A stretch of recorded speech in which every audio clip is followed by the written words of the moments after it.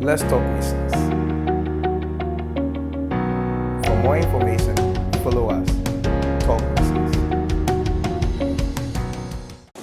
Hi, my name is Eleonora Johnson, and I'm with Excellent Youth Outreach, a youth ministry focused on nurturing lives of young, educated people so that they can impact their generation. I was introduced to EYO, that's how we shorten it, in 2007, and by God's grace, I heard things about missions in this ministry, and so I ventured out into missions. It started with the Northern Missions. We went to Vieri in Upper West, a village after a while, and it was so good. We touched the lives of many people, and I felt that no, this needed to be done every time. And so I kept praying about it, and we were challenged, interestingly, at one EYO meeting that we should consider giving a tithe of our working lives to God.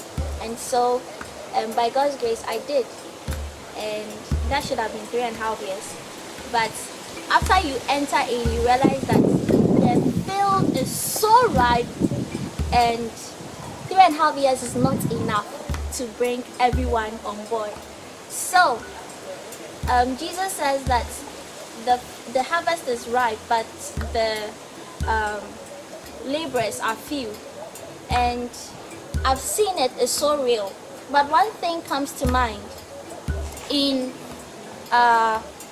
Proverbs chapter 10 verse 5, that when it's time for harvest and the sons bring in the harvest, they are wise, but then the children who sleep when there is no when it's time for harvest are a disgrace. And so the field is wide. We've gone to so many places. I've been to India by God's grace. In India, this little girl came up to me and said, "Why would you come all the way from Ghana to India to come and tell us what?" And I'm like, well, God sent me from Ghana to come and tell you that He loves you. And you could see tears streaming down the girl's eyes. And the next thing I knew, she invites me to her house. And it was just nice. This is the first time a high-class Buddhist is inviting a low-class person into their home. And this is a tradition that is being broken. And this happens on the mission field. There are times when we are praying for people and healing is like water being poured away, and you don't see this in our normal everyday lives, but then you see these things happening on the mission field.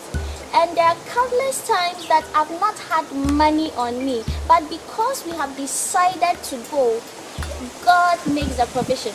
The very recent one was in April 2019, where I was supposed to raise 6,000 Ghana cedis in just about 4 months to go for a missions in Zimbabwe. And the long and short of the story is that I had about 5,000 Ghana cedis from a small church. The church is less than about 20 people, but then that was my local church, and they decided to support me with 5,000 Ghana cedis, and I had already raised 900 cedis. And by the time I was on the plane to move out of the country, I had so much more money coming in even when I was gone. And it tells me that God is more than able to give resources into His work. And so there is no saying no. I mean, there is no excuse to say we can't go. The world is dying. Every time there's earthquake, every time there's these natural disasters, we think of millions that are dying. We think of the war that is happening in other places. Millions are dying without Christ, but God is more than able to supply. And so, people, let's come on board. The laborers are indeed few, and we need you. Thank you. Let's talk missions. For more information, follow us.